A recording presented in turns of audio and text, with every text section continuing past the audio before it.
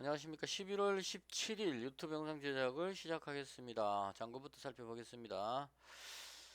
오늘 단기 투자 계좌에서는 641만원 그대로고요. 변함이 없었습니다. 근데 중기 투자에서 코프라가 조금 올랐고요. 한 1.1% 올랐고, 태경산업은 10원 하락해가지고, 요걸 중기 투자에다가 입력을 시키니까 플러스 3만원으로 마감을 했습니다. 요 두 개 합쳤을 때에 어제보다 오늘 3만원 플러스 됐다, 이렇게 보시면 될 것 같고요. 오늘은 그 휴마시스를 조금 기대했었는데 제 예상과 다르게 올라가지를 못했습니다. 조금 아쉽긴 한데 그래서 생각보다는 좀 힘든 날이었어요. 제가 보는 관점에서는 오늘 시장이 별로 안 좋게 보였습니다. 지금 보시면 거래소를 한번 볼까요? 코스닥보다 거래소가 좀 더 약했던 것 같아. 거래소가 1.16% 일봉으로 볼까요? 거래소가 지금 좀 더 약해 보입니다. 1.16% 하락을 했고요. 그다음 코스닥은 조금 양호하긴 했는데 마이너스 0.4% 정도 하락을 했습니다. 지난밤에 미증시는 나쁘지 않았습니다. 특히나 뭐 필라델피아 반도체 지수가 지금 1.7%는 올랐는데 음, 국내 증시가 지금 따라가지를 못하고 있습니다. 일단 기업 실적 호조라 그러는데요.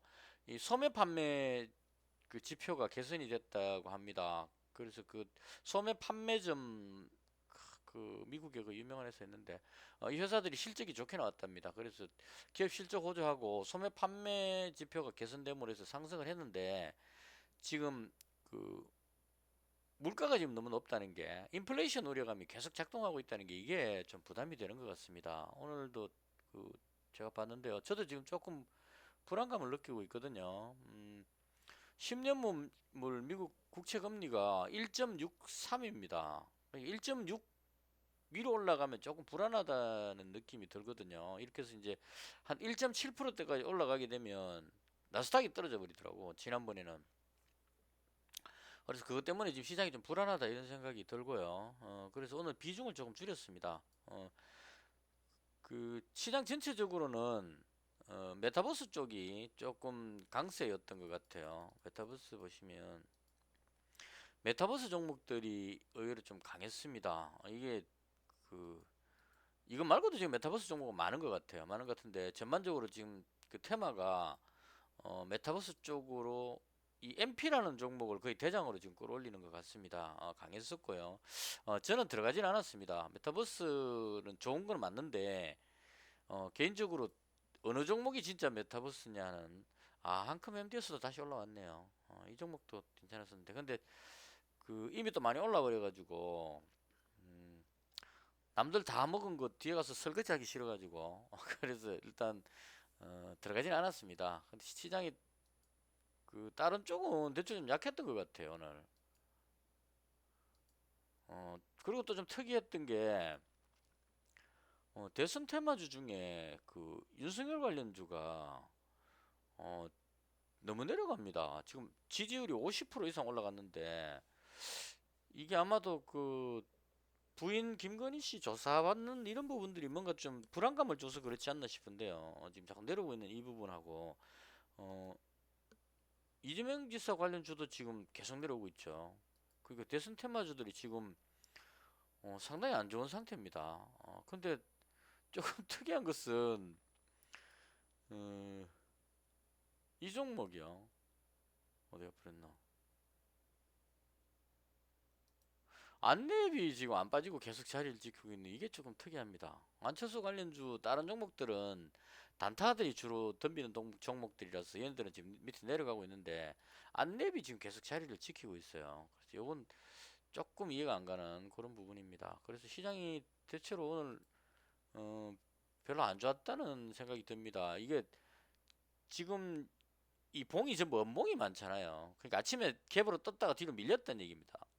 그러니까 아침에 강하고 뒤로 밀린다는 의미. 그러니까 코스닥 분봉으로 보시면 5분봉입니다. 갭으로 떴다가 쭉 눌러버렸거든요. 눌러버렸기 때문에 시장이 뒤로 쭉 정강 후약이라고 보통 얘기하죠. 이런 흐름이 나오다 보니까 어, 대체로 다 뒤로 빠지는 흐름이 나왔습니다. 그래서 제가 가진 종목도 별로 좋진 않았고, 그나마 뭐 본전을 한 건 천만 다행이다 이런 생각이 듭니다. 그래서 제가 가진 종목을 일단 태경 BK라는 종목 100만 원 갖고 있던 거 얘는 정리해 버렸습니다. 종목을 많이 가져가기 좀 그래가지고, 그러니까 오늘 제가 매매하면서 가장 포인트로 줬던 것은 시장이 왠지 모르게 힘이 없다는 게 그 포인트였어요. 그래서 혹시나 제가 그 10월 말부터 방송할 때 11월 중순 지나면 조금 불안감을 느끼게 한다 그래서 좀 현금 비중을 높여야 되겠다는 생각을 한다고 말씀을 드렸는데, 지금 11월 17일이니까요. 조금 이제 그 불안할 때도 되지 않았나 하는 생각도 좀 들고, 그래서 개인적으로 지금 조금 그 불안감을 느끼고 있습니다. 코스닥 지수가 어, 미증시가 상승했는데도 불구하고 못 올라가니까, 그래서 이제는 이게 지금 올라올 만큼 어느 정도 올라왔기 때문에요. 여기까지 올라오면 좋겠지만, 이 정도면 이 올라올 수 있는 범위는 어느 정도 올라왔기 때문에 어, 시장 상황에 따라서 밑으로 꺾일 위험성도 있다 이런 생각이 듭니다. 그래서 조심해야 되겠다는 생각이 들어서 비중을 줄여야 되겠다 하고 보니까 뭘 버릴, 이제 무슨 종목을 매도할까 생각하다 보니까 태경 BK하고 태경 산업하고 이 두 개가 같은 계열이니까요. 근데 보니까 개인적으로 봤을 때 비철금속 이런 쪽은 태경 산업이 조금 더 맞는 것 같고, 그리고 연말 배당도 또 많이 준다는 걸 어디서 본 것 같고, 그리고 차트도 제가 차트 전문가는 아니지만 어, 방향을 그 바닥을 어느 정도 다지고 돌리고 있는 상태잖아요. 그러니까 예를 들어 1파 상승하고 지금 이 누르고 하는 이런 것들은 어, 그 흔히 발생되는 겁니다. 세력들이 여기서 그냥 쭉 이렇게 안 올라가요. 그러니까 따라 들어오면 힘없이 그냥 쭉 흘러내리게 해가지고 손절 다 시킵니다. 손절 다 시키고 여기서 따라온 사람들을 손절시키고 그 다음 기회를 봐서 끌어올릴 겁니다. 그래서 뭐 제가 보는 그 관점에서 계속 지금 여기서부터 말씀드렸는데요. 어떻게든 꾸역꾸역해서 여기까지만 올라오면 시세가 분출될 것 같다 이렇게 말씀드렸는데, 아직까지 그 모양이 유효하다고 봅니다. 꺾이지 않았죠. 그래서 그런 관점으로 했을 때 태경산업이 더 좋아 보였습니다. 개인적으로.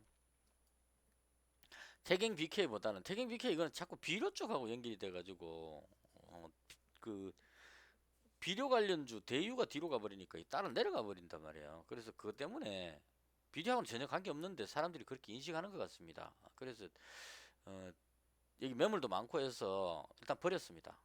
둘 다 가져가기 뭐 해서. 그래서 태경산업을 200만 원만 가져가는 걸로 그렇게 했고요. 그다음 그 휴마시스도 오늘 올라갔었어야 돼요, 사실은. 그러니까 확진자가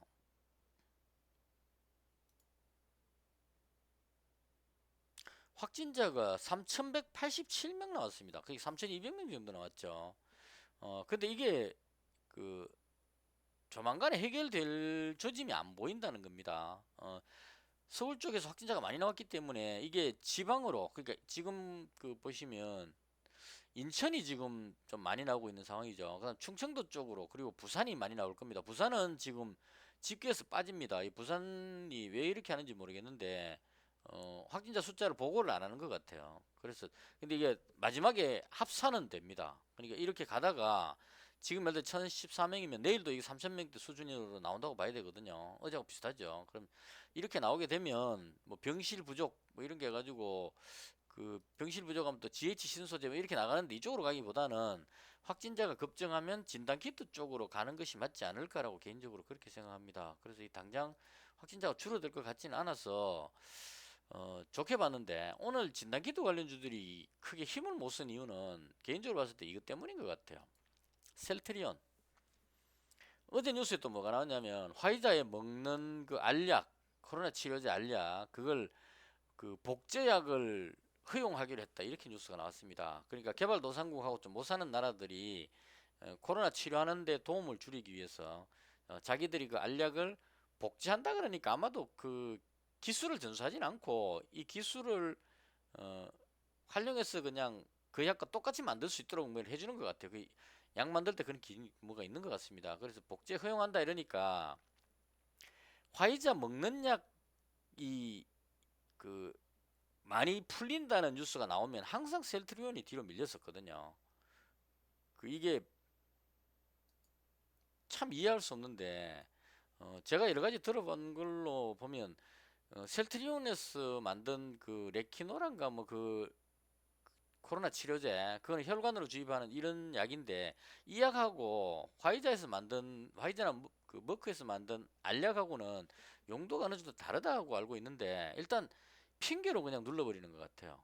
화이자의 알약이 예를 들어서 효과가 좋다더라 이렇게 하면 이 셀트리온 이게 아마도 공매도가 많은 것은 그런 것 같은데 이 붙어냈던 애가 악재다라는 느낌이 딱 들 때는 그냥 확 눌러버리는 것 같아요. 그럼 가지고 있는 사람들이 진짜 이 공포감을 느끼게 되거든요. 악재 뉴스가 나왔는데 누르면 진짜 악재인갑다 이렇게 해석해 버리는 것 같아요. 그래서 이런 식으로 해서 셀트리온이 뒤로 밀려버리니까 저는 셀트리온 매매를 안 하니까 이게 중요한 게 아니고 셀트리온이 뒤로 밀리면 이상하게 휴마시스가 뒤로 따라간다는 얘기입니다. 이게 힘을 못 써요. 그 여튼 뭔가 좀 연관이 있는 것 같습니다. 이날 보십시오. 이틀 전에 좀 강하게 올라간 날 셀트리온 이 강하게 밀어올리던 이날이었거든요. 이 셀트리온 제약이 강했는데 이틀 전이죠. 이날 셀트리온 제약이 쫙 올라가는 이날 그 휴마시스가 강했거든.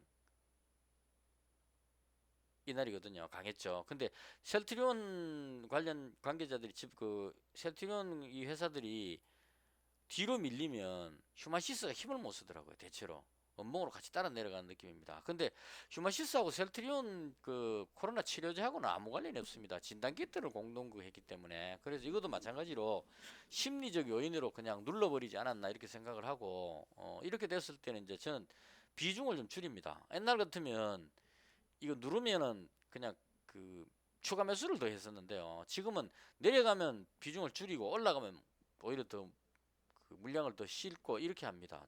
그 반대 개념으로. 보통 보면 하락하면 물타기를 자꾸 하거든요, 사람들이. 저도 그렇게 했었고. 근데 하락할 때 물타기를 하니까 손실 날 확률이 훨씬 더 커지더라고요. 왜냐하면 하락한다는 얘기는 뭔가 안 좋기 때문에 내려오는 건데 거기다가 추가 배팅을 한다, 물타기를 한다는 것은 안 좋은 상황인데 돈을 넣는 거잖아요. 그래서 물타기는 제 생각에 충분히 빠지고 나서 이게 이 상황에서 물타기를 하는 건 안 좋다는 얘기죠. 빠져갖고 지지선에 왔을 때 이럴 때 반등하려는 그 모습을 보고 들어가는 게 맞지 않을까. 이래서 일단 비중을 줄였습니다. 그래서 슈마시스를 200만 원으로 줄였고요. 그 중기 투자는 건드리지 않았습니다. 그냥 코프라 그대로 가지고 있고 코프라도 오늘 그 시장 상황이 안 좋으니까 땡겨 올리려고 하루 종일 막 하다가 장막판에 여기 쭉 눌렀는데 이걸 또 끝날 때 되니까 땡겨 올려갖고 위로 올려갖고 끝을 봤습니다. 그래서 여기 지금 붙어 있는 세력이 이유는 모르겠지만 계속 아직까지 위로 올리겠다는 의지가 강해 보입니다. 그래서 저는 일단 답답한 게 없죠. 여기서 가지고 있기 때문에 세력이 올려주면 이익 실현하는 거고 안 올려주면 나는 그냥 그대로 가져가는 거고 이런 관점으로 어, 좀 강하게 올라가면 그 비중을 줄일 생각입니다. 지금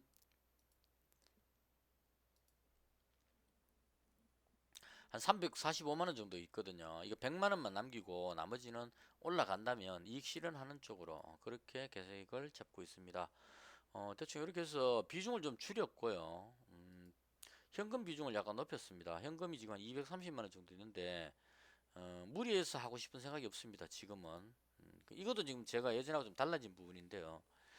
예전 같으면 돈 잃으면 본전 찾으려고 막 무리했는데 지금은 어, 이건 포커를 잘 치는 제 친구가 이렇게 하기 때문에 그대로 해봤습니다. 이게 분명히 확률이 높은데 그 잘 안 되는 부분이에요. 그러니까 예를 들어 제가 지금 11월 달에 수익이 났지 않습니까? 자, 수익이 났으면 시장이 좀 상황이 안 좋으면 그냥 다 팔아갖고 현금을 가지고 있어도 된다는 얘기죠. 왜냐하면 난 벌었으니까. 이게 꽤 괜찮은 먹히는 전략입니다. 그러니까 그 조금 확신이 없을 때 애매하다 싶을 때 비중을 확 줄여갖고 현금화를 시켜버리고 안 하면 되는 거거든요. 안 하고 있다가 흐름을 다 지켜보고 나서 시간의 문제죠. 빨리 돈 벌고 싶으면 이렇게 못 한다고. 빨리 돈 벌고 싶으면 손실 봤을 때 내려오면 그 손실을 많이 해야 되기 때문에 돈을 더 집어넣습니다. 대부분의 사람들은. 근데 그렇게 하면 이미 그 손실을 보고 있기 때문에 심리적 압박을 받고 있기 때문에 더 손실을 더 볼 가능성이 높습니다. 사람이 그 냉정하게 안 돼요. 저도 해보려고 노력했는데 어떤 종목을 샀는데 하락하면 손실이 발생하면 냉정하게 해야지라고 막 생각을 하는데도 마음에 계속 그게 걸립니다. 본전 올 때까지 버텨야지 이런 식으로. 그냥 딱 보고 그 순간에 아니다 싶으면 본전이고 뭐고 떠나서 그냥 아니다 싶으면 팔아야 되는 거고 맞다 싶으면 뭐 추가로 더 살 수도 있는 거 이렇게 해야 되는데 물리면 항상 그 심리적이 바뀝니다. 사람이 처음에 살 때는 그냥 샀다가 손실 발생하면 요거 본전되면 팔아야지 요 생각 때문에 더 빠지고 있는 게 보이면서도 손절을 못 한다고. 그냥 계속 치다 하면서 그냥 계속 보다 보면 손실이 이제 눈덩이처럼 커지거든요. 그래서 이것도 마찬가지입니다. 11월 달에 지금 수익이 나 있는 상태이기 때문에 상황이 안 좋다 싶으면 비중을 자꾸 줄이자 이런 생각을 하고 있습니다. 그러니까 만약 내일장에 또 안 좋다 그러면 이제 가지고 있는 걸 또 반반씩 줄이면 되겠죠. 얘 100만 원, 얘 100만 원 이렇게 줄여버리면 된다고. 그래도 또 안 좋다. 그럼 중기 투자를 또 반 줄이면 되겠죠. 이런 식으로 해서 시장이 안 좋을 때는 비중을 자꾸 줄이고 좋아진다 싶을 때 다시 사면 되니까요. 그런 관점으로 바라보고 있다. 그래서 시장이 오늘 흐름으로 봤을 때는 좀 약해 보입니다. 힘이 없어 보입니다. 그래서 대충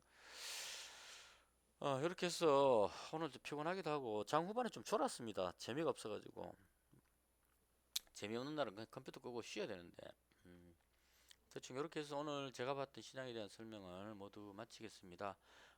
시청해 주셔서 대단히 감사합니다. 마치겠습니다.